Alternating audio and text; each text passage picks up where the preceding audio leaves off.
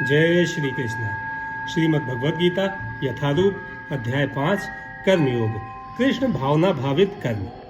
अर्जुन उवाच संन्यासम कर्मणाम कृष्ण पुनर्योगम च शंससि यच्छेत योरेकम तन्मे ब्रूहि सुनिश्चितम। अर्जुन ने कहा, हे कृष्ण, पहले तुम मुझसे कर्म त्यागने के लिए कहते हो और फिर भक्ति पूर्वक कर्म करने का आदेश देते हो। क्या आप अब कृपा करके निश्चित रूप से मुझे बताएंगे कि इन दोनों में से कौन अधिक लाभप्रद है? तात्पर्य: भगवद गीता के इस पंचम अध्याय में भगवान बताते हैं कि भक्ति पूर्वक किया गया कर्म शुष्क चिंतन से श्रेष्ठ है। भक्ति पथ अधिक सुगम है क्योंकि दिव्य स्वरूपा भक्ति मनुष्य को कर्म बंधन से मुक्त करती है। द्वितीय अध्याय में आत्मा तथा उसके शरीर बंधन का सामान्य ज्ञान बतलाया गया है। उसी में बुद्धि योग अर्थात भक्ति द्वारा इस भौतिक बंधन से निकलने का भी वर्णन हुआ है। तृतीय अध्याय में यह बताया गया है कि ज्ञानी को कोई कार्य नहीं करने पड़ते। चतुर्थ अध्याय में भगवान ने अर्जुन को बताया है कि सारे यज्ञों का पर्यवसान ज्ञान में होता है, किंतु चतुर्थ अध्याय के अंत में भगवान ने अर्जुन को सलाह दी कि वह पूर्ण ज्ञान से युक्त होकर उठ करके युद्ध करे। अतः इस प्रकार एक ही साथ भक्तिमय कर्म तथा ज्ञान युक्त अकर्म की महत्ता पर बल देते हुए कृष्ण ने अर्जुन के संकल्प को भ्रमित कर दिया है। अर्जुन यह समझता है कि ज्ञानमय संन्यास का अर्थ है इंद्रिय कार्यों के रूप में समस्त प्रकार के कार्यकलापों का परित्याग, किंतु यदि भक्ति योग में कोई कर्म करता है तो फिर कर्म का किस तरह त्याग हुआ? दूसरे शब्दों में वह यह सोचता है कि ज्ञानमय संन्यास को सभी प्रकार के कार्यों से मुक्त होना चाहिए क्योंकि उसे कर्म तथा ज्ञान असंगत से लगते हैं।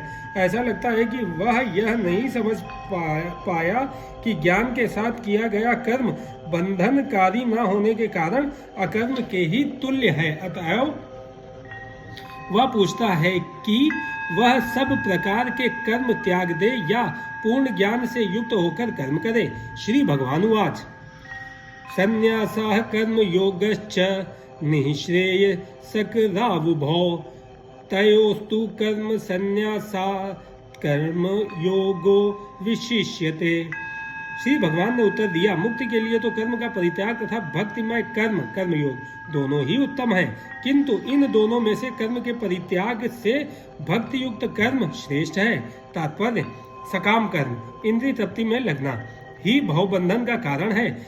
जब तक मनुष्य शारीरिक सुख का स्तर बढ़ाने के उद्देश्य से कर्म करता है तब तक वह विभिन्न प्रकार के शरीरों में देहांतरण करते हुए भवबंधन को बनाए रखता है। इसकी पुष्टि भागवत में इस प्रकार हुई है, नूनं प्रमत्तः कुरुते विकर्म यदीन्द्रिय प्रीतय आपृणोति न साधु मन्येयत आत्मनो अयमसन्नपि क्लेशद आसदेह पराभवस्तावदबोधजातो यावन्न जिज्ञासत आत्मतत्त्वतम् यावत् क्रियातावदिदं मनो वै कर्मात्कं येन शरीरबन्धः एवं मनः कर्म वशं प्रयुक्ते अविद्यात्मन्युपधीयमाने प्रीतेन यावन्मयि वासुदेवे न मुच्यते देह योगेन तावत्। लोग इंद्रिय तृप्ति के पीछे मत्त हैं। वे यह नहीं जानते कि उनका क्लेशों से युक्त यह शरीर उनके विगत सकाम कर्मों का फल है। यद्यपि यह शरीर नाशवान है किंतु यह नाना प्रकार के कष्ट देता रहता है। अतः इंद्रिय तृप्ति के लिए कर्म करना श्रेयस्कर नहीं है। जब तक मनुष्य अपने असली स्वरूप के विषय में जिज्ञासा नहीं करता उसका जीवन व्यर्थ रहता है, और जब तक वह अपने स्वरूप को नहीं जान लेता तब तक उसे इंद्रिय तृप्ति के लिए सकाम कर्म करना पड़ता है। और जब तक वह इंद्रिय तृप्ति की इस चेतना में फंसा रहता है तब तक उसका देहांतरण होता रहता है। भले ही उसका मन सकाम कर्मों में व्यस्त रहे और अज्ञान द्वारा प्रभावित हो, किंतु उसे वासुदेव की भक्ति के प्रति प्रेम उत्पन्न करना चाहिए। केवल तभी वह भवबंधन से छूटने का अवसर प्राप्त कर सकता है। अतः ज्ञान ही कि वह आत्मा है, शरीर नहीं। मुक्ति के लिए पर्याप्त नहीं है। जीवात्मा के स्तर पर मनुष्य को कर्म करना होगा, अन्यथा भवबंधन से उबरने का कोई अन्य उपाय नहीं है। किंतु कृष्ण भावना भावित होकर कर्म करना सकाम कर्म नहीं है। पूर्ण ज्ञान से युक्त होकर किए गए कर्म वास्तविक ज्ञान को बढ़ाने वाले हैं। बिना कृष्ण भावनामृत के केवल कर्मों के परित्याग से बद्ध जीव का हृदय शुद्ध नहीं होता। जब तक हृदय शुद्ध नहीं होता तब तक सकाम कर्म करना पड़ेगा, परंतु कृष्ण भावना भावित कर्म कर्ता को स्वतः सकाम कर्म के फल से मुक्त बनाता है, जिसके कारण उसे भौतिक स्तर तक उतरना नहीं पड़ता। अतः कृष्ण भावना भावित कर्म संन्यास से सदा श्रेष्ठ होता है, क्योंकि संन्यास में नीचे गिरने की संभावना बनी रहती है। कृष्ण भावनामृत से रहित संन्यास अपूर्ण है, जैसा कि श्रील रूप गोस्वामी ने भक्ति रसामृत सिंधु में पुष्टि की है। प्रापजितया बुद्धया हरि संबंधी वस्तुनः मुमुक्षु भी परित्यागो वैराग्यम फल्गु कथ्यते। जब मुक्ति कामी व्यक्ति श्री भगवान से संबंधित वस्तुओं को भौतिक समझकर उनका परित्याग कर देते हैं तो उनका संन्यास अपूर्ण कहलाता है। संन्यास तभी पूर्ण माना जाता है जब यह ज्ञात हो कि संसार की प्रत्येक वस्तु भगवान की है और कोई किसी भी वस्तु का स्वामित्व ग्रहण नहीं कर सकता। वस्तुतः मनुष्य को यह समझने का प्रयत्न करना चाहिए कि उसका अपना कुछ भी नहीं है, तो फिर संन्यास का प्रश्न ही कहाँ उठता है। जो व्यक्ति यह समझता है कि सारी संपत्ति कृष्ण की है वह नित्य सन्यासी है। प्रत्येक वस्तु कृष्ण की है, अतः उसका उपयोग कृष्ण के लिए किया जाना चाहिए। कृष्ण भावना भावित होकर इस प्रकार का पूर्ण कार्य करना मायावादी सन्यासी के कृत्रिम वैराग्य से कहीं उत्तम है। ज्ञेयः सह नित्य सन्यासी यो न द्वेष्टि न कांगच्छति निर्द्वंदो ही महाबाहो सुखम बंधात् प्रमुच्यते। जो पुरुष ना तो कर्म फलों से घृणा करता है और न कर्म फल की इच्छा करता है वह नित्य सन्यासी जाना जाता है। हे महाबाहु अर्जुन, ऐसा मनुष्य समस्त द्वंद्वों से रहित होकर भवबंधन को पार कर पूर्णतया मुक्त हो जाता है। तात्पर्य: पूर्णतया कृष्ण भावना भावित पुरुष नित्य सन्यासी हो, क्योंकि वह अपने कर्मफल से न तो घृणा करता है न ही उसकी आकांक्षा करता है। ऐसा सन्यासी भगवान की दिव्य प्रेम भक्ति के परायण होकर पूर्ण ज्ञानी होता है, क्योंकि वह कृष्ण के साथ अपनी स्वाभाविक स्थिति को जानता है। वह भली भांति जानता रहता है कि कृष्ण पूर्ण है और वह स्वयं अंश मात्र है। ऐसा ज्ञान पूर्ण होता है क्योंकि यह गुणात्मक तथा सकारात्मक रूप से सही है। कृष्ण तादात्म्य की भावना भ्रांत है, क्योंकि अंश अंशी के तुल्य नहीं हो सकता। यह ज्ञान की एकता गुणों की है, न कि गुणों की मात्रा की। सही दिव्य ज्ञान है जिससे मनुष्य अपने आप में पूर्ण बनता है, जिसे न तो किसी वस्तु की आकांक्षा रहती है न किसी का शोक। उसके मन में किसी प्रकार का छल कपट नहीं रहता, क्योंकि वह जो कुछ भी करता है कृष्ण के लिए करता है।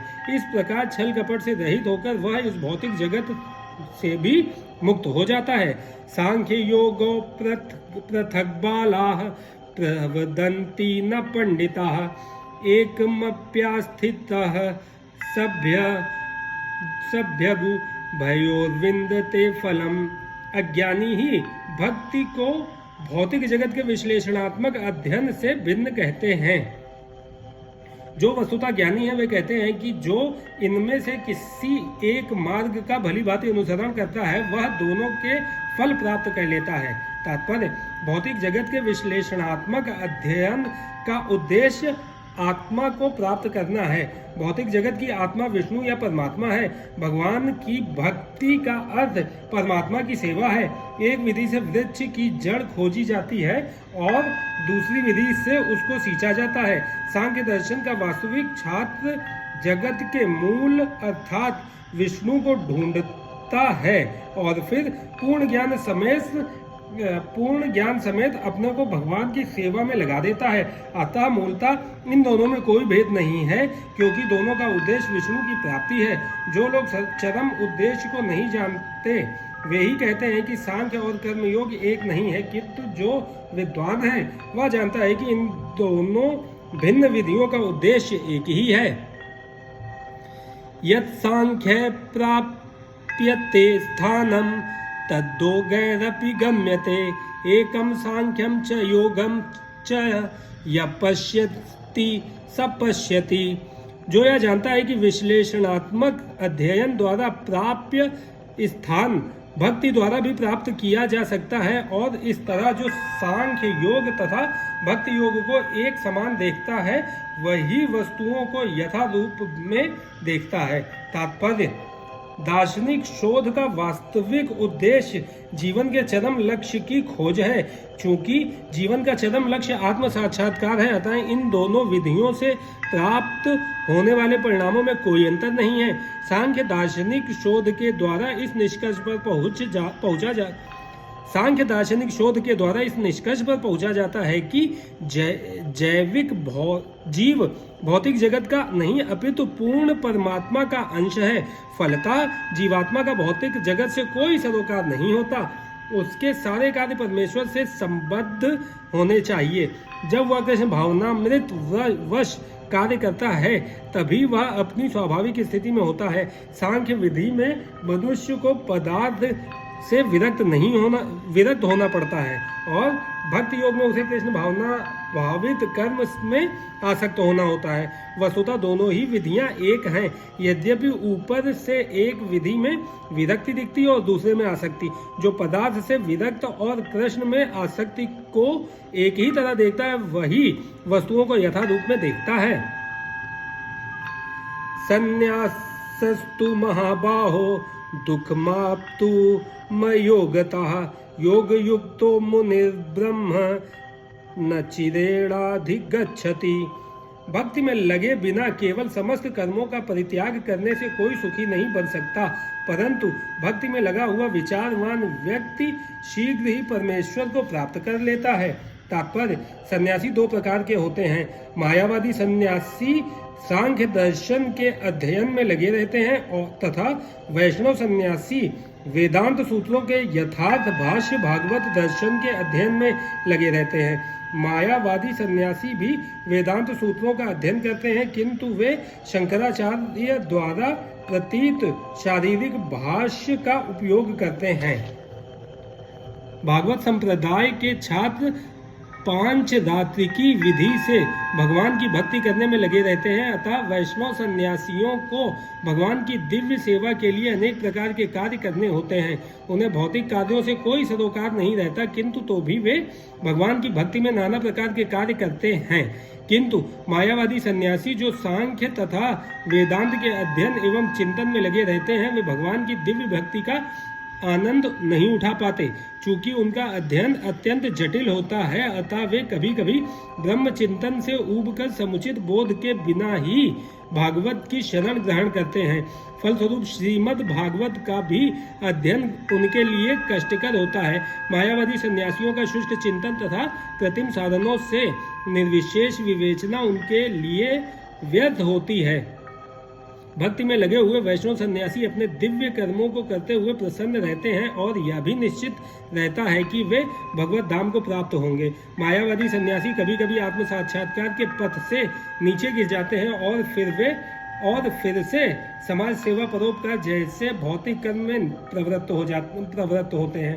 अतः निष्कर्ष यह निकला कि कृष्ण भावनामृत के कार्यों में लगे रहने वाले लोग ब्रह्म अब्रह्म विषयक साधारण चिंतन में लगे सन्यासियों से श्रेष्ठ हैं, यद्यपि वे भी अनेक जन्मों के बाद कृष्ण भावना भावित हो जाते हैं। योग युक्तो विशुद्धात्मा विजितात्मा जितेन्द्रियः सर्वभूतात्म भूतात्मा कुर्वन्नपि न लिप्यते। जो भक्ति भाव से कर्म करता है, जो विशुद्ध आत्मा है और अपने मन तथा इंद्रियों को वश में रखता है, वह सबों को प्रिय होता है और सभी लोग उसे प्रिय होते हैं। ऐसा व्यक्ति कर्म करता हुआ भी कभी नहीं बंधता। तात्पर्य: जो कृष्ण भावनामृत के कारण मुक्ति पथ पर हैं, वह प्रत्येक जीव को प्रिय होता है और प्रत्येक जीव उसके लिए प्यारा है। यह कृष्ण भावनामृत के कारण होता है। ऐसा व्यक्ति किसी भी जीव को कृष्ण से पृथक नहीं सोच पाता।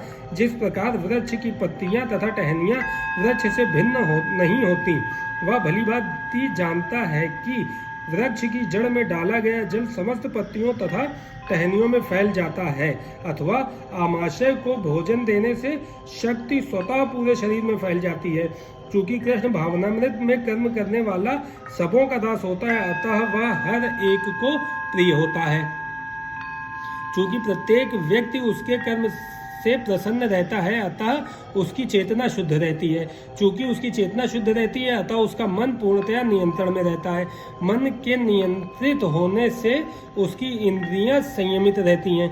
चूंकि उसका मन सदैव कृष्ण में स्थित रहता है, अतः उसके विचलित होने का प्रश्न ही नहीं उठता।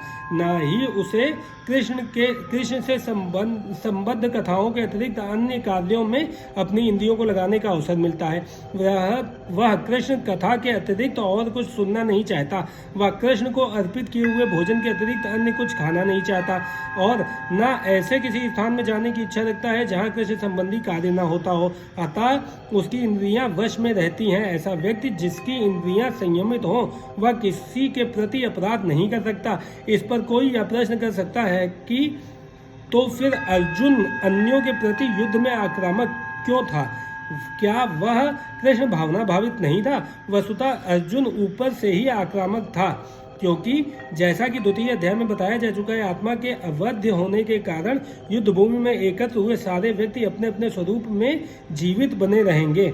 अतः आध्यात्मिक दृष्टि से कुरुक्षेत्र की युद्ध भूमि में कोई मारा नहीं गया। वहां पर स्थित कृष्ण की आज्ञा से केवल उनके वस्त्र बदल दिए गए। अतः अर्जुन कुरुक्षेत्र की युद्ध भूमि में युद्ध करता हुआ भी वस्तुतः युद्ध नहीं कर रहा था। वह तो पूर्ण कृष्ण भावनामृत में कृष्ण के आदेश का पालन मात्र कर रहा था। ऐसा व्यक्ति कभी कर्म बंधन से नहीं बंधता।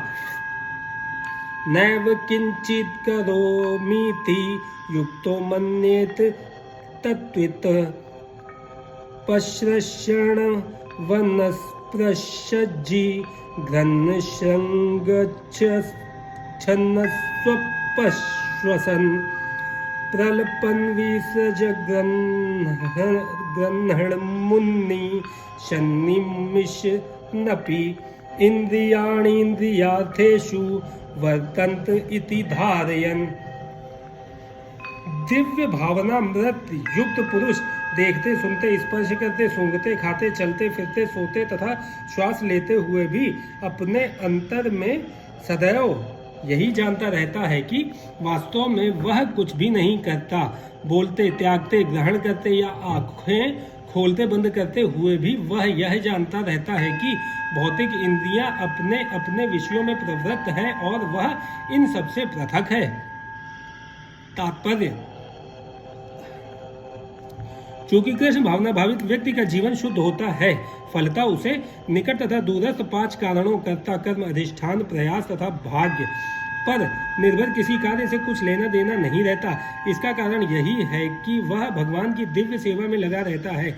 यद्यपि ऐसा प्रतीत होता है कि वह अपने शरीर तथा इंद्रियों से कर्म कर रहा है, किंतु वह अपनी वास्तविक स्थिति के प्रति सचेत रहता है, जो कि आध्यात्मिक व्यस्तता है। भौतिक चेतना में इंद्रियां इंद्रिय तृप्ति में लगी रहती हैं, किंतु कृष्ण भावनामृत में वे कृष्ण की इंद्रियों की तुष्टि में लगी रहती हैं। अतः कृष्ण भावना भावित व्यक्ति सदा मुक्त रहता है, भले ही वह ऊपर से भौतिक कार्यों में लगा हुआ दिखाई पड़े। देखने तथा सुनने के कार्य ज्ञानेंद्रियों के कर्म हैं, जबकि चलना, बोलना, मल त्यागना आदि कर्मेंद्रियों के कार्य हैं। कृष्ण भावना भावित व्यक्ति कभी भी इंद्रियों के कार्यों से प्रभावित नहीं होता। वह भगवत सेवा के अतिरिक्त कोई दूसरा कार्य नहीं कर सकता, क्योंकि उसे ज्ञात है कि वह भगवान का शाश्वत दास है। ब्रह्मण्याधाय कर्माणि संगत्यक्त्वा करोति यः लिप्यते न स पापेन पदपत्रमिवाम्भसा। जो व्यक्ति कर्म फलों को परमेश्वर को समर्पित करके आसक्ति रहित होकर अपना कर्म करता है, वह पाप कर्मों से उसी प्रकार अप्रभावित रहता है जिस प्रकार कमल पत्र जल से अस्पर्श रहता है। तात्पर्य: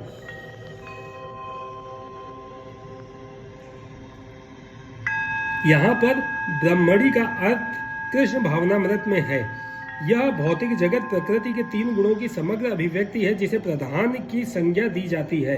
वेद मंत्र सर्व हो तद ब्रह्म तस्माद एतद ब्रह्म नाम रूपन्न च जायते तथा भगवत गीता में मम योनिर्मह मद ब्रह्म से प्रकट है कि जगत की प्रत्येक वस्तु ब्रह्म की अभिव्यक्ति है और यद्यपि कार्य भिन्न भिन्न रूप में प्रकट होते हैं किंतु तो भी वे कारण से अभिन्न हैं। ईशोपनिषद में कहा गया है कि सारी वस्तुएं परब्रह्म या कृष्ण से संबंधित हैं, अतएव वे केवल उन्हीं की हैं जो यह भली भांति जानता है कि प्रत्येक वस्तु कृष्ण की है और वे ही प्रत्येक वस्तु के स्वामी हैं। अतः प्रत्येक वस्तु भगवान की सेवा में ही नियोजित है। उससे स्वभावतः शुभ अशुभ कर्म फलों से कोई प्रयोजन नहीं रहता, यहाँ तक कि विशेष प्रकार का कर्म संपन्न करने के लिए भगवान द्वारा प्रदत्त मनुष्य का शरीर भी कृष्ण भावनामृत में संलग्न किया जा सकता है। तब यह पाप कर्मों के कलमश से वैसे ही परे रहता है जैसे कि कमल पत्र जल में रहकर भी भीगता नहीं। भगवत गीता में भी कहते हैं मयि सर्वाणि कर्माणि सन्न्यस्य, संपूर्ण कर्मों को मुझे समर्पित करो। तात्पर्य यह है कि कृष्ण भावनामृत विहीन पुरुष शरीर एवं इंद्रियों को अपना स्वरूप समझकर कर्म करता है, किंतु कृष्ण भावना भावित व्यक्ति यह समझकर कर्म करता है कि यह देह कृष्ण की संपत्ति है, अतः इसे कृष्ण की सेवा में प्रवृत्त होना चाहिए। कायेन मनसा बुद्धया केवलैरिन्द्रियैरपि योगिनः कर्म कुर्वन्ति संयत्यात्मशुद्धये। योगी जन आसक्ति रहित होकर शरीर मन बुद्धि तथा इंद्रियों के द्वारा भी केवल शुद्धि के लिए कर्म करते हैं। तात्पर्य जब कोई कृष्ण भावनामृत में कृष्ण की इंद्रिय तृप्ति के लिए शरीर मन बुद्धि अथवा इंद्रियों द्वारा कर्म करता है तो वह भौतिक कलमश से मुक्त हो जाता है। कृष्ण भावना भावित व्यक्ति के कार्यों से कोई भौतिक फल प्रकट नहीं होता, अतः सामान्य रूप से सदाचार कहे जाने वाले शुद्ध कर्म कृष्ण भावनामृत में रहते हुए सरलता से संपन्न किए जा सकते हैं। श्रील रूप गोस्वामी ने भक्ति रसामृत सिंधु में इसका वर्णन इस प्रकार किया है। ईहायस्य हरेर्दास्ये कर्मणा मनसा गिरा निखिला स्वप्यवस्थासु जीवन मुक्तः स उच्यते। अपने शरीर मन बुद्धि तथा वाणी से कृष्ण भावनामृत के में कर्म करता हुआ कृष्ण सेवा में व्यक्ति इस संसार में भी मुक्त रहता है, भले ही वह तथाकथित अनेक भौतिक कार्यकलापों में व्यस्त क्यों न रहे। उसमें अहंकार नहीं रहता क्योंकि वह इसमें विश्वास नहीं रखता कि वह भौतिक शरीर है अथवा यह शरीर उसका है। वह जानता है कि वह यह शरीर नहीं है और न यह शरीर ही उसका है। वह स्वयं कृष्ण का है और उसका यह शरीर भी कृष्ण की संपत्ति है। जब वह शरीर मन बुद्धि वाणी जीवन संपत्ति आदि से उत्पन्न प्रत्येक वस्तु को जो भी उसके अधिकार में है कृष्ण की सेवा में लगाता है तो वह तुरंत कृष्ण से जुड़ जाता है। वह कृष्ण से एक रूप हो जाता है और उस अहंकार से रहित होता है जिसके कारण मनुष्य सोचता है कि मैं शरीर हूँ। यही कृष्ण भावनामृत की पूर्णावस्था है। युक्तः कर्म फलम त्यक्त्वा शांतिमाप्नोति नैष्ठिकीम् अयुक्तः कामकारेण फले सक्तो निबध्यते। निश्चल भक्त शुद्ध शांति प्राप्त करता है क्योंकि वह समस्त कर्म फल मुझे अर्पित कर देता है, किंतु जो व्यक्ति भगवान से युक्त नहीं है और जो अपने श्रम का फल कामी है वह बंध जाता है। तात्पर्य एक कृष्ण भावना भावित व्यक्ति तथा एक देहात्म बुद्धि वाले व्यक्ति में यह अंतर है कि पहला तो कृष्ण के प्रति आसक्त रहता है जबकि दूसरा अपने कर्मों के फल के प्रति आसक्त रहता है।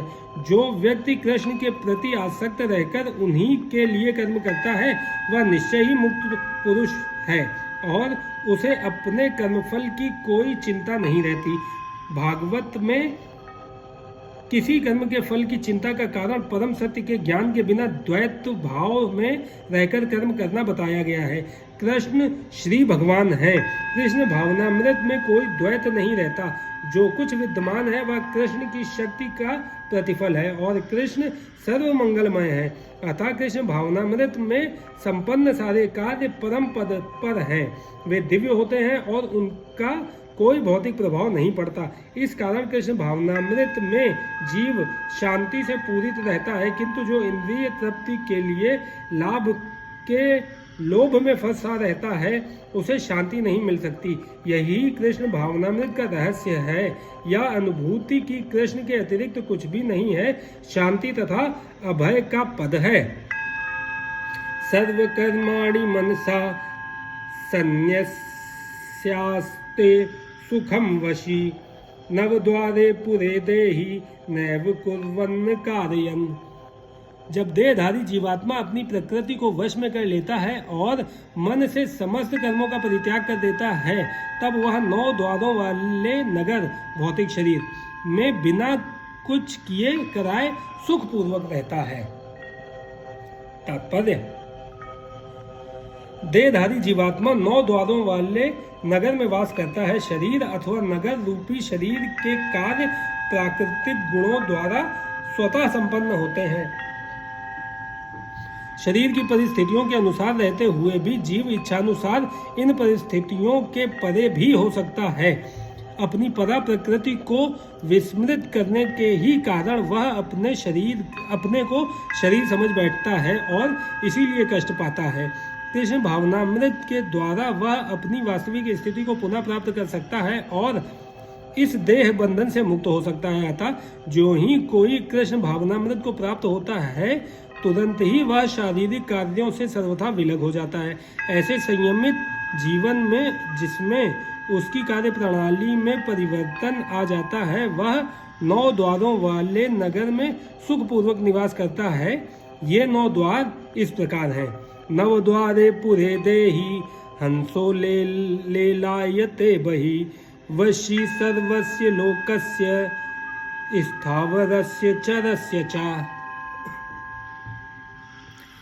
जीव के शरीर के भीतर वास करने वाले भगवान ब्रह्मांड के समस्त जीवों के नियंता हैं। यह शरीर 9 द्वारों, 2 आंखें, 2 नथुने, 2 कान, 1 मुंह, 1 गुदा तथा उपस्थ से युक्त है। बद्धावस्था में जीव अपने आप को शरीर मानता है, किंतु जब वह अपनी पहचान अपने अंतर के भगवान से करता है तो वह शरीर में रहते हुए भी भगवान की भांति मुक्त हो जाता है। अतः कृष्ण भावना भावित व्यक्ति शरीर के बाह्य तथा आंतरिक दोनों कर्मों से मुक्त रहता है। न कर्तव्यम न कर्माणि लोकस्य सृजति प्रभु न कर्म फल संयोगम स्वभावस्तु प्रवर्तते। शरीर रूपी नगर का स्वामी देहधारी जीवात्मा ना तो कर्म का सृजन करता है, ना लोगों को कर्म करने के लिए प्रेरित करता है, ना ही कर्म फल की रचना करता है। यह सब तो प्रकृति के गुणों द्वारा ही किया जाता है। तात्पर्य: जैसा कि 7वें अध्याय में बताया जाएगा, जीव तो परमेश्वर की शक्तियों में से एक है, किंतु वह भगवान की अपरा प्रकृति है जो पदार्थ से भिन्न है। संयोगवश परा प्रकृति या जीव अनादिकाल से प्रकृति अपरा के संपर्क में रहा है।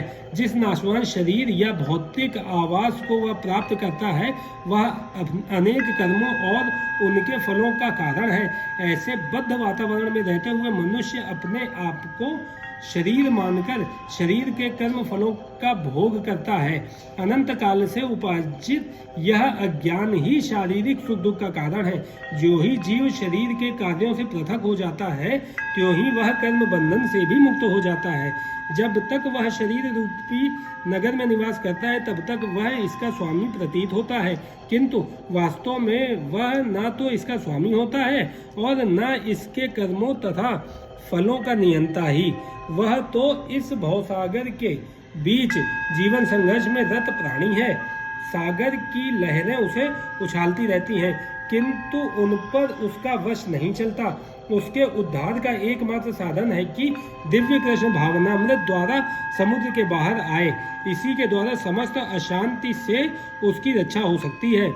नादत्ते कस्यचित् पापम न चैव सुकृतं विभु अज्ञानेन नावृत्तं ज्ञानम तेन मोहन्ति जन्तवः।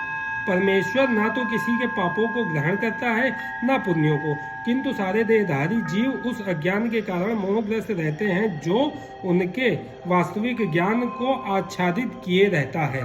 तात्पर्य, विभु का अर्थ है परमेश्वर, जो असीम ज्ञान, धन, बल, यश, सौंदर्य तथा त्याग से युक्त है। वह सदैव आत्म तृप्त और पाप पुण्य से अविचलित रहता है। वह किसी भी जीव के लिए विशिष्ट परिस्थिति नहीं उत्पन्न करता, अपितु जीव अज्ञान से मोहित होकर जीवन की ऐसी परिस्थिति की कामना करता है जिसके कारण कर्म तथा फल की श्रृंखला आरंभ होती है। जीव परा प्रकृति के कारण ज्ञान से पूर्ण है, तो भी वह अपनी सीमित शक्ति के कारण अज्ञान के वशीभूत हो जाता है। भगवान सर्वशक्तिमान है किंतु जीव नहीं है। भगवान विभु अर्थात सर्वज्ञ है किंतु जीव अणु है। जीवात्मा में इच्छा करने की शक्ति है, किंतु ऐसी इच्छा की पूर्ति सर्वशक्तिमान भगवान द्वारा ही की जाती है। अतः जब जीव अपनी इच्छाओं से मोहग्रस्त हो जाता है तो भगवान उसे अपनी इच्छा पूर्ति करने देते हैं, किंतु किसी परिस्थिति विशेष में इच्छित कर्मों तथा फलों के लिए उत्तरदायी नहीं होते। अतएव मोहग्रस्त होने पर देहधारी जीव अपने को परिस्थिति जन्य शरीर मान लेता है और जीवन के क्षणिक दुख या सुख को भोगता है। भगवान परमात्मा रूप में जीव का चिर संगी रहते हैं।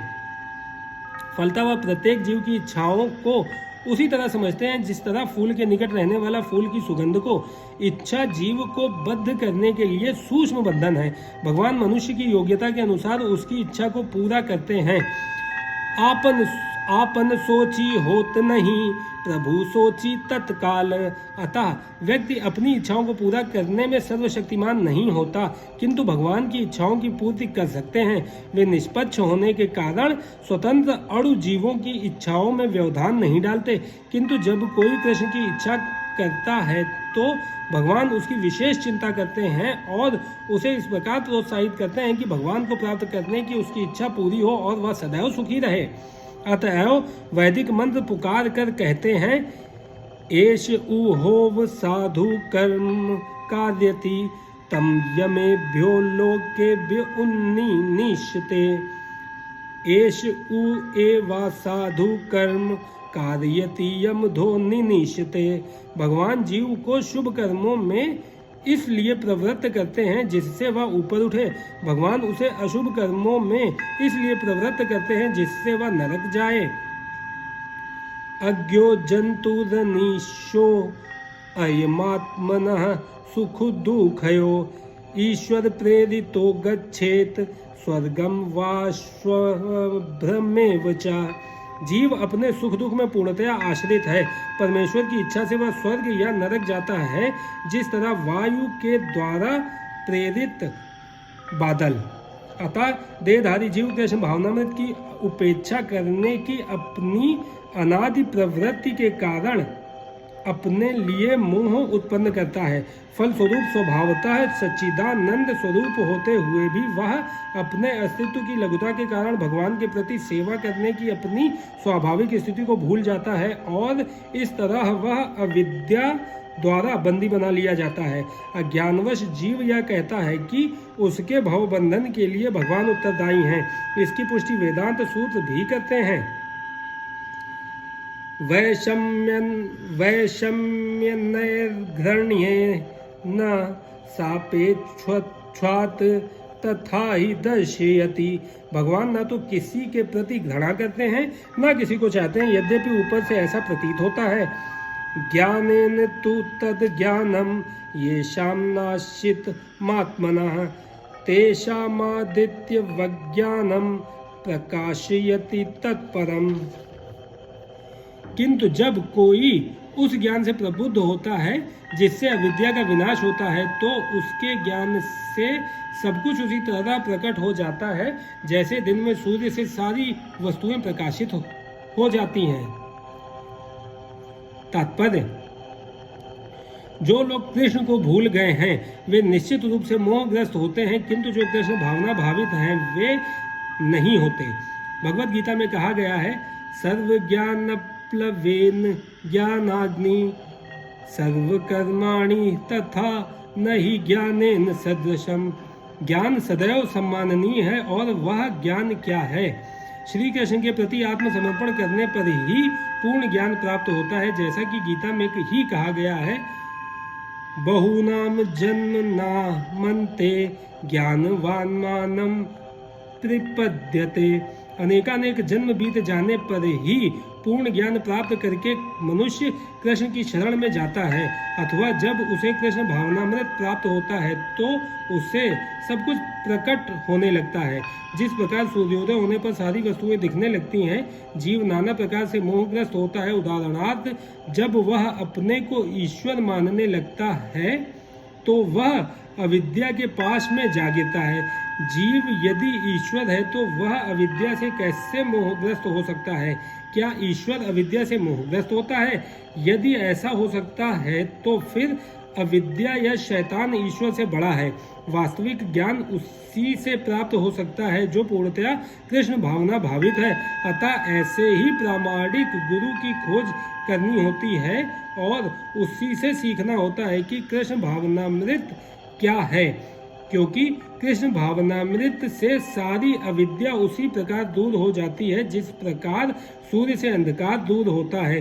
भले ही किसी व्यक्ति को इसका पूरा ज्ञान हो कि वह शरीर नहीं अपितु इससे परे है, तो भी हो सकता है कि वह आत्मा तथा परमात्मा में अंतर न कर पाए, किंतु यदि वह पूर्ण प्रामाणिक कृष्ण भावना भावित गुरु की शरण ग्रहण करता है तो वह सब कुछ जान सकता है। ईश्वर के प्रतिनिधि से भेंट होने पर ही ईश्वर तथा ईश्वर के साथ अपने संबंध को सही सही जाना जा सकता है। ईश्वर का प्रतिनिधि कभी भी अपने आप को ईश्वर नहीं कहता, यद्यपि उसका सम्मान ईश्वर की ही भांति किया जाता है, क्योंकि उसे ईश्वर का ज्ञान होता है। मनुष्य को ईश्वर और जीव के अंतर को समझना होता है। अतएव भगवान कृष्ण ने द्वितीय अध्याय में यह कहा है कि प्रत्येक जीव व्यष्टि है और भगवान भी व्यष्टि हैं। ये सब भूतकाल में व्यष्टि थे, संप्रति भी व्यष्टि है और भविष्य में मुक्त होने पर भी व्यष्टि बने रहेंगे। रात्रि के समय अंधकार में हमें प्रत्येक वस्तु एक सी दिखती है, किंतु दिन में सूर्य के उदय होने पर सारी वस्तुएं अपने अपने वास्तविक स्वरूप में दिखती हैं। आध्यात्मिक जीवन में व्यष्टि की पहचान ही वास्तविक ज्ञान है। तद्बुद्ध यस्त दात्मानस्त निष्ठास्तत्परायणः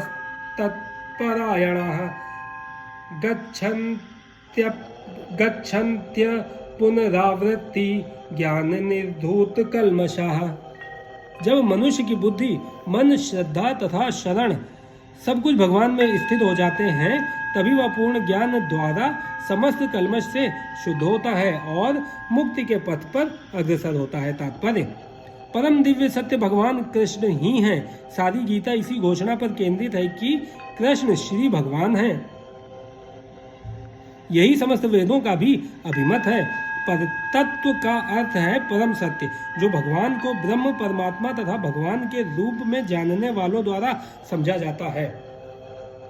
भगवान ही इस पर तत्व की पराकाष्ठा है, उनसे बढ़कर कुछ नहीं है। भगवान कहते हैं, मत्तः परतरं नात्यत् किंचिदस्ति धनंजयः। कृष्ण निराकार ब्रह्म का भी अनुमोदन करते हैं। ब्रह्मणो ही प्रतिष्ठाहम्। अतः सभी प्रकार से कृष्ण परम सत्य हैं। जिनके मन, बुद्धि, श्रद्धा तथा शरण कृष्ण में है, अर्थात जो पूर्णतया कृष्ण भावना भावित हैं, उनके सारे कल्मश धुल जाते हैं और उन्हें ब्रह्म संबंधी प्रत्येक वस्तु का पूर्ण ज्ञान रहता है। कृष्ण भावना भावित व्यक्ति यह भली भांति समझ सकता है कि कृष्ण में द्वैत हैं, एक साथ एकता तथा भिन्नता, और ऐसे दिव्य ज्ञान से युक्त होकर वह मुक्ति पथ पर सुस्थिर प्रगति कर सकता है। विद्या विनय संपन्ने ब्राह्मणे गविहस्तिनि श्रुनि चैव स्वपाके च पंडिता समदर्शिनः। विनम्र साधु पुरुष अपने वास्तविक ज्ञान के कारण एक विद्वान तथा विनीत ब्राह्मण गाय, हाथी, कुत्ता तथा चांडाल को समान दृष्टि से देखते हैं। तात्पर्य: कृष्ण भावना भावित व्यक्ति यौन या जाति में भेद नहीं मानता। सामाजिक दृष्टि से ब्राह्मण तथा चांडाल भिन्न भिन्न हो सकते हैं अथवा योनि के अनुसार कुत्ता, गाय तथा हाथी भिन्न हो सकते हैं, किंतु विद्वान योगी की दृष्टि में ये शरीरगत भेद अर्थहीन होते हैं। इसका कारण परमेश्वर से उनका संबंध है और परमेश्वर परमात्मा रूप में हर एक के हृदय में स्थित हैं। परम सत्य को ऐसा ज्ञान वास्तविक ज्ञान है। परम सत्य का ऐसा ज्ञान वास्तविक ज्ञान है। जहाँ तक विभिन्न जातियों या विभिन्न योनियों में शरीर का संबंध है, भगवान सबों पर समान रूप से दयालु हैं, क्योंकि वे प्रत्येक जीव को अपना मित्र मानते हैं। फिर भी जीवों की समस्त परिस्थितियों में वे अपना परमात्मा स्वरूप बनाए रखते हैं। परमात्मा रूप में भगवान चांडाल तथा ब्राह्मण दोनों में उपस्थित रहते हैं। यद्यपि इन दोनों के शरीर एक से नहीं होते, शरीर तो प्रकृति के गुणों के द्वारा उत्पन्न हुए हैं, किंतु शरीर के भीतर आत्मा तथा परमात्मा समान आध्यात्मिक गुण वाले हैं। परंतु आत्मा तथा परमात्मा की यह समानता उन्हें मात्रात्मक दृष्टि से समान नहीं बनाती, क्योंकि व्यष्टि आत्मा किसी विशेष शरीर में उपस्थित होता है, किंतु परमात्मा प्रत्येक शरीर में है। कृष्ण भावना भावित व्यक्ति को इसका पूर्ण ज्ञान होता है, इसीलिए वह सचमुच ही विद्वान तथा समदर्शी होता है। आत्मा तथा परमात्मा के लक्षण समान हैं, क्योंकि दोनों चेतन, शाश्वत तथा आनंदमय हैं, किंतु अंतर इतना ही है कि आत्मा शरीर की सीमा के भीतर सचेतन रहता है, जबकि परमात्मा सभी शरीरों में सचेतन है। परमात्मा बिना किसी भेदभाव के सभी शरीरों में विद्यमान है। इह तैर्जितः सर्गो येषां साम्ये स्थितं मनः निर्दोषं हि समं ब्रह्म तस्माद् ब्रह्मणि ते स्थिता। जिनके मन एकत्व तथा समता में स्थित हैं, उन्होंने जन्म तथा मृत्यु के बंधनों को पहले ही जीत लिया है। वे ब्रह्म के समान निर्दोष हैं और सदा ब्रह्म में ही स्थित रहते हैं। तात्पर्य: जैसा कि ऊपर कहा गया है, मानसिक समता आत्म साक्षात्कार का लक्षण है। जिन्होंने ऐसी अवस्था प्राप्त कर ली है, उन्हें भौतिक बंधनों पर विशेषतया जन्म तथा मृत्यु पर विजय प्राप्त किए हुआ मानना चाहिए। जब तक मनुष्य शरीर को आत्म स्वरूप मानता है, वह बद्ध जीव माना जाता है, किंतु जो ही वह आत्म साक्षात्कार द्वारा समचित्तता की अवस्था को प्राप्त कर लेता है, वह बद्ध जीवन से मुक्त हो जाता है। दूसरे शब्दों में उसे इस भौतिक जगत में जन्म नहीं लेना पड़ता, अपितु अपनी मृत्यु के बाद वह आध्यात्मिक लोक को जाता है। भगवान निर्दोष हैं, क्योंकि वे आसक्ति अथवा घृणा से रहित हैं। इसी प्रकार जब जीव आसक्ति अथवा घृणा से रहित होता है, तो वह भी निर्दोष बन जाता है और वैकुंठ जाने का अधिकारी हो जाता है। ऐसे व्यक्तियों को पहले से ही मुक्त मानना चाहिए। उनके लक्षण आगे बतलाए गए हैं। न हि प्रहस्येत् प्रियं प्राप्य नोदिजेत् प्राप्य चाप्रियं स्थिर बुद्धिर सम्मूढ़ो ब्रह्मविद ब्रह्मणि स्थितः। जो ना तो प्रिय वस्तु को पाकर हर्षित होता है और ना अप्रिय को पाकर विचलित होता है, जो स्थिर बुद्धि है, जो मोह रहित है और भगवत विद्या को जानने वाला है, वह पहले से ही ब्रह्म में स्थित रहता है। तात्पर्य: यहाँ पर स्वरूप सिद्ध व्यक्ति के लक्षण दिए गए हैं। पहला लक्षण यह है कि उसमें शरीर और आत्म तत्व के तादात्म्य का भ्रम नहीं रहता। वह यह भली भांति जानता है कि मैं यह शरीर नहीं हूँ, अपितु भगवान का एक अंश हूँ। अतः कुछ प्राप्त होने पर ना तो उसे प्रसन्नता होती है और ना शरीर की कुछ हानि होने पर शोक होता है। मन की यह स्थिरता स्थिर बुद्धि या आत्मबुद्धि कहलाती है। अतः वह ना तो स्थूल शरीर को आत्मा मानने की भूल करके मोहग्रस्त होता है और न शरीर को स्थायी मानकर आत्मा के अस्तित्व को ठुकराता है। इस ज्ञान के कारण वह परम सत्य अर्थात ब्रह्म, परमात्मा तथा भगवान के ज्ञान को भली भांति जान लेता है।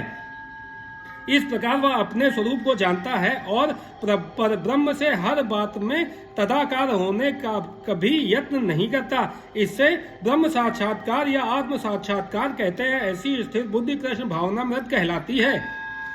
बाह्य स्पर्शेश्व सक्तात्मा विन्दत्यात्मनि यत् सुखम स ब्रह्म योग युक्तात्मा सुखमय क्षय मुश्रुते। ऐसा मुक्त पुरुष भौतिक इंद्रिय सुख की ओर आकृष्ट नहीं होता, अपितु सदैव समाधि में रहकर अपने अंतर में आनंद का अनुभव करता है। इस प्रकार स्वरूप सिद्ध व्यक्ति पर ब्रह्म में एकाग्रचित होने के कारण असीम सुख भोगता है। तात्पर्य: कृष्ण भावनामृत के महान भक्त श्री यामुनाचार्य ने कहा है, यद्वदि मम चेतः कृष्ण पादारविंदे नव नव रस धामन्युद्यतम रंतुमासीत तद्वधिवत नारी संग में स्मर्यमाने भवति मुख विकारः सुष्ठु निष्ठीवनम चा। जब से मैं कृष्ण की दिव्य प्रेमा भक्ति में लगकर उनमें नित्य नवीन आनंद का अनुभव करने लगा हूँ, तब से जब भी काम सुख के बारे में सोचता हूँ तो इस विचार पर ही थूकता हूँ और मेरे होठ अरुचि से सिमट जाते हैं। ब्रह्म योगी अथवा कृष्ण भावना भावित व्यक्ति भगवान की प्रेमा भक्ति में इतना अधिक लीन रहता है कि इंद्रिय सुख में उसकी तनिक भी रुचि नहीं रह जाती। भौतिकता की दृष्टि में काम सुख ही सर्वोपरि आनंद है। सारा संसार उसी के वशीभूत है और भौतिकतावादी लोग तो इस प्रोत्साहन के बिना कोई कार्य ही नहीं कर सकते, किंतु कृष्ण भावनामृत में लीन व्यक्ति कामसुख के बिना ही उत्साह पूर्वक अपना कार्य करता रहता है। यही आत्म साक्षात्कार की कसौटी है। आत्म साक्षात्कार तथा काम सुख कभी साथ साथ नहीं चलते। कृष्ण भावना भावित व्यक्ति जीवन मुक्त होने के कारण किसी प्रकार के इंद्रिय सुख द्वारा आकर्षित नहीं होता।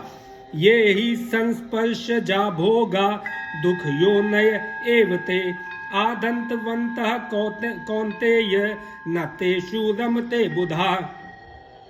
बुद्धिमान मनुष्य दुख के कारणों में भाग नहीं लेता जो कि भौतिक इंद्रियों के संसर्ग से उत्पन्न होते हैं। हे कुंती पुत्र, ऐसे भोगों का आदि तथा अंत होता है, अतः चतुर व्यक्ति उसमें आनंद नहीं लेता। तात्पर्य: भौतिक इंद्रिय सुख उन इंद्रियों के स्पर्श से उद्भूत हैं जो नाशवान हैं, क्योंकि शरीर स्वयं नाशवान है। मुक्तात्मा किसी नाशवान वस्तु में रुचि नहीं रखता। दिव्य आनंद के सुखों से भली भांति अवगत वह भला मिथ्या सुख के लिए क्यों सहमत होगा। पद्म पुराण में कहा गया है, रमन्ते योगिनो अनंते सत्यानंदे चिदात्मनि इति राम पदे नासो परम ब्रह्माभिधीयते। योगी जन परम सत्य में रमण करते हुए अनंत दिव्य सुख प्राप्त करते हैं, इसीलिए परम सत्य को भी राम कहा जाता है। भागवत में भी कहा गया है, नायम देहो देहो भाजाम न लोके कष्टान कामान हरते विड भुजाम ये तपो दिव्यम पुत्र का ये न सत्वम शुद्ध येद यस्माद ब्रह्म सौख्यम त्वनंतम। हे पुत्रों, इस मनुष्य योनि में इंद्रिय सुख के लिए अधिक श्रम करना व्यर्थ है। ऐसा सुख तो सूकरों को भी प्राप्य है। इसकी अपेक्षा तुम्हें इस जीवन में तप करना चाहिए जिससे तुम्हारा जीवन पवित्र हो जाए और तुम असीम दिव्य सुख प्राप्त कर सको। अतः जो यथार्थ योगी या दिव्य ज्ञानी है वे इंद्रिय सुखों की ओर आकृष्ट नहीं होते, क्योंकि यह निरंतर भवरोग के कारण है। जो भौतिक सुख के प्रति जितना ही आसक्त होता है उसे उतना ही अधिक भौतिक दुख मिलते हैं। शक्नोति हैव यह सोढ़ुम प्राक् शरीर विमोक्षणात् काम क्रोधो भद्वम वेगम सह युक्तः सा सुखी नरः। यदि इस शरीर को त्यागने के पूर्व कोई मनुष्य इंद्रियों के वेगों को सहन करने तथा इच्छा एवं क्रोध के वेग को रोकने में समर्थ होता है तो वह इस संसार में सुखी रह सकता है। तात्पर्य: यदि कोई आत्म साक्षात्कार के पथ पर अग्रसर होना चाहता है तो उसे भौतिक इंद्रियों के वेग को रोकने का प्रयत्न करना चाहिए। ये वेग हैं वाणी वेग, क्रोध वेग, मनोवेग, उद्धर वेग, उपस्थ वेग तथा जीवा वेग। जो व्यक्ति इन विभिन्न इंद्रियों के वेगों को तथा मन को वश में करने में समर्थ है वह गोस्वामी या स्वामी कहलाता है। ऐसे गोस्वामी नितांत संयमित जीवन बिताते हैं और इंद्रियों के वेगों का तिरस्कार करते हैं। भौतिक इच्छाएं पूर्ण न होने पर क्रोध उत्पन्न होता है और इस प्रकार मन, नेत्र तथा वक्ष स्थल उत्तेजित होते हैं। अतः इस शरीर का परित्याग करने के पूर्व मनुष्य को इन्हें वश में करने का अभ्यास करना चाहिए। जो ऐसा कर सकता है वह स्वरूप सिद्ध माना जाता है और आत्म साक्षात्कार की अवस्था में वह सुखी रहता है। योगी का कर्तव्य है कि वह इच्छा तथा क्रोध को वश में करने का भरसक प्रयत्न करे। यो अंतः सुखो अंतरा रामस्त थांत ज्योतिर्रेव यः स योगी ब्रह्म निर्वाणम ब्रह्म भूतो अधिगच्छति। जो अंतःकरण में सुख का अनुभव करता है, जो कर्मठ है और अंतःकरण में ही रमण करता है तथा जिसका लक्ष्य अंतर्मुखी होता है, वह सचमुच पूर्ण योगी है। वह परब्रह्म में मुक्ति पाता है और अंततो गत्वा ब्रह्म को प्राप्त होता है। तात्पर्य, जब तक मनुष्य अपने अंतःकरण में सुख का अनुभव नहीं करता तब तक भला बाह्य सुख को प्राप्त कराने वाली बाह्य क्रियाओं से वह कैसे छूट सकता है। मुक्त पुरुष वास्तविक अनुभव द्वारा सुख भोगता है, अतः वह किसी भी स्थान में मौन भाव से बैठकर अंतःकरण में जीवन के कार्यकलापों का आनंद लेता है। ऐसा मुक्त पुरुष कभी बाह्य भौतिक सुख की कामना नहीं करता। यह अवस्था ब्रह्मभूत कहलाती है, जिसे प्राप्त करने पर भगवत धाम जाना निश्चित है। लभन्ते ब्रह्म निर्वाण मृषय क्षीण कल्मषा छिन्न द्वैधा यतात्मानं मानः सर्वभूत हिते रता। जो लोग संशय से उत्पन्न होने वाले द्वैत से परे हैं, जिनके मन आत्म साक्षात्कार में रत हैं, जो समस्त जीवों के कल्याण कार्य करने में सदैव व्यस्त रहते हैं और जो समस्त पापों से रहित हैं, वे ब्रह्म निर्वाण मुक्ति को प्राप्त होते हैं। तात्पर्य, केवल वही व्यक्ति सभी जीवों के कल्याण कार्य में रत कहा जाएगा जो पूर्णतः कृष्ण भावना भावित हो। जब व्यक्ति को यह वास्तविक ज्ञान हो जाता है कि कृष्ण ही सभी वस्तुओं के उद्गम है, तब वह जो भी कर्म करता है सबों के हित को ध्यान में रखकर करता है। परम भोक्ता, परम नियंता तथा परम सखा कृष्ण को भूल जाना मानवता के क्लेशों का कारण है। अतः समग्र मानवता के लिए कार्य करना सबसे बड़ा कल्याण कार्य है। कोई भी मनुष्य ऐसे श्रेष्ठ कार्य में तब तक नहीं लग पाता जब तक वह स्वयं मुक्त ना हो। कृष्ण भावना भावित मनुष्य के हृदय में कृष्ण की सर्वोच्चता पर बिल्कुल संदेह नहीं रहता। वह इसीलिए संदेह नहीं करता क्योंकि वह समस्त पापों से रहित होता है। ऐसा है यह दैवी प्रेम। जो व्यक्ति मानव समाज का भौतिक कल्याण करने में ही व्यस्त रहता है, वह वास्तव में किसी की भी सहायता नहीं कर सकता। शरीर तथा मन की क्षणिक खुशी संतोषजनक नहीं होती। जीवन संघर्ष में कठिनाइयों का वास्तविक कारण मनुष्य द्वारा परमेश्वर से अपने संबंध की विस्मृति में ढूंढा जा सकता है। जब मनुष्य कृष्ण के साथ अपने संबंध के प्रति पूर्णतः सचेष्ट रहता है तो वह वास्तव में मुक्तात्मा होता है, भले ही वह भौतिक शरीर के जाल में फंसा हो। काम क्रोध विमुक्तात्नान यतीनाम यत चेतसाम अभितो ब्रह्म निर्वाणम वर्तते विदितात्मनाम। जो क्रोध तथा समस्त भौतिक इच्छाओं से रहित है, जो स्वरूप सिद्ध आत्म संयमी है और संसिद्धि के लिए निरंतर प्रयास करते हैं, उनकी मुक्ति निकट भविष्य में सुनिश्चित है। मोक्ष के लिए सतत प्रयत्नशील रहने वाले साधु पुरुषों में से जो कृष्ण भावना भावित होता है, वह सर्वश्रेष्ठ है। इस तथ्य की पुष्टि भागवत में इस प्रकार हुई है। यत्पाद पंकज पलाश विलास भक्त्या कर्माशयम ग्रथित मुद्ग्रथयन्ति संतः तद्वन्न रिक्त मत यो यत यो अपिरुद्ध स्रोतो गणास्त मरणम भज वासुदेवम।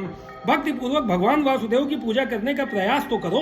बड़े से बड़े साधु पुरुष भी इंद्रियों के वेग को उतनी कुशलता से रोक पाने में समर्थ नहीं हो पाते जितना कि वे जो सकाम कर्मों की तीव्र इच्छा को समूल नष्ट करके और भगवान के चरण कमलों की सेवा करके दिव्य आनंद में लीन रहते हैं। बद्ध जीव में कर्म के फलों को भोगने की इच्छा इतनी बलवती होती है कि ऋषियों मुनियों तक के लिए कठोर परिश्रम के बावजूद ऐसी इच्छाओं को वश में करना कठिन होता है। जो भगवत भक्त कृष्ण चेतना में निरंतर भक्ति करता है और आत्म साक्षात्कार में सिद्ध होता है, वह शीघ्र ही मुक्ति प्राप्त करता है। आत्म साक्षात्कार का पूर्ण ज्ञान होने से वह निरंतर समाधिस्थ रहता है। ऐसा ही एक उदाहरण दिया जा रहा है। दर्शन ध्यान संस्पर्श मत्स्य कूर्म विहंगमा स्वान्यपत्यानि पुष्णन्ति तथाहमपि पदज। मछली, कछुआ तथा पक्षी केवल दृष्टि, चिंतन तथा स्पर्श से अपनी संतानों को पालते हैं। हे पज, मैं भी उसी तरह करता हूँ। मछली अपने बच्चों को केवल देखकर बड़ा करती है, कछुआ केवल चिंतन द्वारा अपने बच्चों को पालता है। कछुआ अपने अंडे स्थल में देता है और स्वयं जल में रहने के कारण निरंतर अंडों का चिंतन करता रहता है। इसी प्रकार भगवत भक्त भगवत धाम से दूर स्थित रहकर भी भगवान का चिंतन करके कृष्ण भावनामृत द्वारा उनके धाम पहुंच सकता है। उसे भौतिक क्लेशों का अनुभव नहीं होता। यह जीवन अवस्था ब्रह्म निर्वाण अर्थात भगवान में निरंतर लीन रहने के कारण भौतिक कष्टों का अभाव कहलाती है। स्पर्शान् कृत्वा बहिर्बाहां चक्षुश्चैवान्तरे भ्रुवो प्राणापानो समो कृत्वा नासाभ्यन्तरचारिणो यतेन्द्रिय मनोबुद्धिर्मुनिर्मोक्ष परायणः विगतेच्छा भय क्रोधो यः सदा मुक्त एव सः। समस्त इंद्रिय विषयों को बाहर करके दृष्टि को भौहों के मध्य में केंद्रित करके प्राण तथा अपान वायु को नथुनों के भीतर रोककर और इस तरह मन, इंद्रियों तथा बुद्धि को वश में करके जो मोक्ष को लक्ष्य बनाता है, वह योगी इच्छा, भय तथा क्रोध से रहित हो जाता है। जो निरंतर इस अवस्था में रहता है वह अवश्य ही मुक्त है। तात्पर्य, कृष्ण भावनामृत में रत होने पर मनुष्य तुरंत ही अपने आध्यात्मिक स्वरूप को जान लेता है, जिसके पश्चात भक्ति के द्वारा वह परमेश्वर को समझता है। जब मनुष्य भक्ति करता है तो वह दिव्य स्थिति को प्राप्त होता है और अपने कर्म क्षेत्र में भगवान की उपस्थिति का अनुभव करने योग्य हो जाता है। यह विशेष स्थिति मुक्ति कहलाती है। मुक्ति विषयक उपर्युक्त सिद्धांतों का प्रतिपादन करके श्री भगवान अर्जुन को यह शिक्षा देते हैं कि मनुष्य किस प्रकार अष्टांग योग का अभ्यास करके इस स्थिति को प्राप्त होता है। यह अष्टांग योग 8 विधियों यम, नियम, आसन, प्राणायाम, प्रत्याहार, धारणा, ध्यान तथा समाधि में विभाजित है। 6वें अध्याय में योग के विषय में विस्तृत व्याख्या की गई है। 5वें अध्याय के अंत में तो इसका प्रारंभिक विवेचन ही दिया गया है। योग में प्रत्याहार विधि से शब्द, स्पर्श, रूप, स्वाद तथा गंध का निराकरण करना होता है और तब दृष्टि को दोनों भौहों के बीच लाकर अधखुली पलकों से उसे नासाग्र पर केंद्रित करना पड़ता है। आंखों को पूरी तरह बंद करने से कोई लाभ नहीं होता, क्योंकि तब सो जाने की संभावना रहती है। न ही आंखों को पूरा खुला रखने से कोई लाभ होता है, क्योंकि तब तो इंद्रिय विषयों द्वारा आकृष्ट होने का भय बना रहता है। नथुनों के भीतर श्वास की गति को रोकने के लिए प्राण तथा अपान वायुओं को सम किया जाता है। ऐसे योगाभ्यास से मनुष्य अपनी इंद्रियों के ऊपर नियंत्रण प्राप्त करता है, बाह्य इंद्रिय विषयों से दूर रहता है और अपनी मुक्ति की तैयारी करता है। इस योग विधि से मनुष्य समस्त प्रकार के भय तथा क्रोध से रहित हो जाता है और परमात्मा की उपस्थिति का अनुभव करता है। दूसरे शब्दों में कृष्ण भावनामृत योग के सिद्धांतों को संपन्न करने की सरलतम विधि है। अगले अध्याय में इसकी विस्तार से व्याख्या होगी, किंतु कृष्ण भावना भावित व्यक्ति सदैव भक्ति में लीन रहता है, जिससे उसकी इंद्रियों के अन्यत्र प्रवृत्त होने का भय नहीं रह जाता। अष्टांग योग की अपेक्षा इंद्रियों को वश में करने की यह अधिक उत्तम विधि है। भोक्तारम यज्ञ तपसाम सर्वलोक महेश्वरम सुहृदम सर्वभूतानाम ज्ञात्वा माम शांतिम रक्षति। मुझे समस्त यज्ञों तथा तपस्याओं का परम भोक्ता, समस्त लोकों तथा देवताओं का परमेश्वर एवं समस्त जीवों का उपकारी एवं हितैषी जानकर मेरे भावनामृत से पूर्ण पुरुष भौतिक दुखों से शांति लाभ करता है। तात्पर्य, माया के वशीभूत सारे बद्ध जीव इस संसार में शांति प्राप्त करने के लिए उत्सुक रहते हैं, किंतु भगवत गीता के इस अंश में वर्णित शांति के सूत्र को वे नहीं जानते। शांति का सबसे बड़ा सूत्र यही है कि भगवान कृष्ण समस्त मानवीय कर्मों के भोक्ता हैं। मनुष्यों को चाहिए कि प्रत्येक वस्तु भगवान की दिव्य सेवा में अर्पित कर दे, क्योंकि वे ही समस्त लोकों तथा उनमें रहने वाले देवताओं के स्वामी हैं। उनसे बड़ा कोई नहीं है। वे बड़े से बड़े देवता शिव तथा ब्रह्मा से भी महान हैं। वेदों में भगवान को तमीश्वराणाम परमम महेश्वरम कहा गया है। माया के वशीभूत होकर सारे जीव सर्वत्र अपना प्रभुत्व जताना चाहते हैं, लेकिन वास्तविकता तो यह है कि सर्वत्र भगवान की माया का प्रभुत्व है। भगवान प्रकृति माया के स्वामी हैं और बद्ध जीव प्रकृति के कठोर अनुशासन के अंतर्गत जब तक कोई इन तथ्यों को समझ नहीं लेता तब तक संसार में व्यष्टि या समष्टि रूप से शांति प्राप्त कर पाना संभव नहीं है। कृष्ण भावनामृत का यही अर्थ है। भगवान कृष्ण परमेश्वर हैं तथा देवताओं सहित सारे जीव उनके आश्रित हैं। पूर्ण कृष्ण भावनामृत में रहकर ही पूर्ण शांति प्राप्त की जा सकती है। यह 5वां अध्याय कृष्ण भावनामृत की जिसे सामान्यतया कर्मयोग कहते हैं व्यावहारिक व्याख्या है। यहाँ पर इस प्रश्न का उत्तर दिया गया है कि कर्मयोग से मुक्ति किस तरह प्राप्त होती है। कृष्ण भावनामृत में कार्य करने का अर्थ है परमेश्वर के रूप में भगवान के पूर्ण ज्ञान के साथ कर्म करना। ऐसा कर्म दिव्य ज्ञान से भिन्न नहीं होता। प्रत्यक्ष कृष्ण भावनामृत भक्ति योग है और ज्ञान योग वह पथ है जिससे भक्ति योग प्राप्त किया जाता है। कृष्ण भावनामृत का अर्थ है परमेश्वर के साथ अपने संबंध का पूर्ण ज्ञान प्राप्त करके कर्म करना, और इस चेतना की पूर्णता का अर्थ है कृष्ण या श्री भगवान का पूर्ण ज्ञान। शुद्ध जीव भगवान के अंश रूप में ईश्वर का शाश्वत दास है। वह माया पर प्रभुत्व जताने की इच्छा से ही माया के संपर्क में आता है और यही उसके कष्टों का मूल कारण है। जब तक वह पदार्थ के संपर्क में रहता है उसे भौतिक आवश्यकताओं के लिए कर्म करना पड़ता है, किंतु कृष्ण भावनामृत उसे पदार्थ की परिधि में स्थित होते हुए भी आध्यात्मिक जीवन में ले आता है, क्योंकि भौतिक जगत में भक्ति का अभ्यास करने पर जीव का दिव्य स्वरूप पुनः प्रकट होता है। जो मनुष्य जितना ही प्रकट है वह उतना ही पदार्थ के बंधन से मुक्त रहता है। भगवान किसी का पक्षपात नहीं करते। या तो कृष्ण भावनामृत के लिए व्यक्तिगत व्यवहारिक कर्तव्य पालन पर निर्भर करता है